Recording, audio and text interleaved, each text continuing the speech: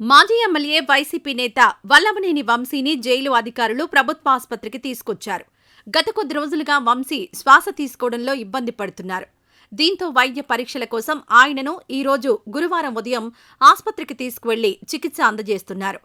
శ్వాస సంబంధితంగా ఇబ్బంది పడుతున్న విషయాన్ని నిన్న బుధవారం ఏసీబీ కోర్టుకు వంశీ విన్నవించారు. దీంతో ప్రభుత్వ ఆసుపత్రిలో చికిత్స చేయించాలని కోర్టు ఆదేశించింది. ఈ క్రమంలో ఈరోజు జిల్లా జైలు నుంచి వంశీని జైలు అధికారులు ఆసుపత్రికి తరలించారు.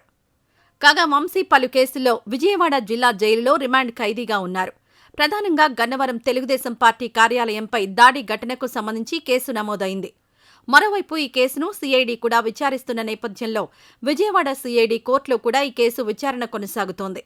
తాజాగా గన్నవరం టీడీపీ ఆఫీస్పై దాడి ఘటనలో ఫిర్యాదుదారుడు సత్యవర్ధన్ కిడ్నాప్ కేసులో తాజాగా ఏసీబీ కోర్టు బెయిల్ మంజూరు చేసింది.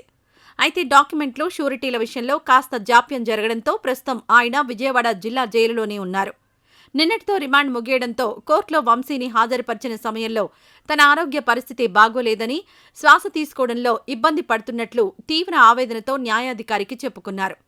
దీంతో మానవతా దృక్పథంతో స్పందించిన న్యాయాధికారి వెంటనే వంశీకి వైద్య పరీక్షలు నిర్వహించాలని, అవసరమైతే చికిత్స కూడా అందించాలని ఆదేశాలివ్వడంతో పాటు జిల్లా జైలు అధికారులకు అధికారికంగా ఉత్తర్వులిచ్చారు.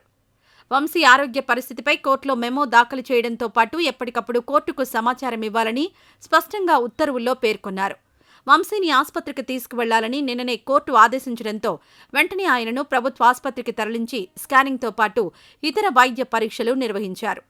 అయితే శ్వాసపరంగా వంశీ ఇబ్బందులు పడుతున్నారని వైద్యులు నిర్ధారించారు. నిన్న పరీక్షల అనంతరం మెడిసిన్ రాసిచ్చారు వైద్యులు. గత రాత్రి జిల్లా జైలులో ఇబ్బంది పడ్డంతో పాటు ఉదయం కూడా వంశీ శ్వాసకు సంబంధించి ఇబ్బంది పడుతుండడాన్ని గమనించిన జైలు అధికారులు ఈరోజు ఉదయం 10 గంటల సమయంలో విజయవాడ ప్రభుత్వ ఆసుపత్రికి తరలించారు. ప్రస్తుతం వైద్యులు చికిత్స అందజేస్తున్నారు. నేటి సాయంత్రం వరకు వంశీని ప్రభుత్వ ఆసుపత్రిలోనే ఉంచి జిల్లా జైలుకు తరలించే అవకాశం ఉంది.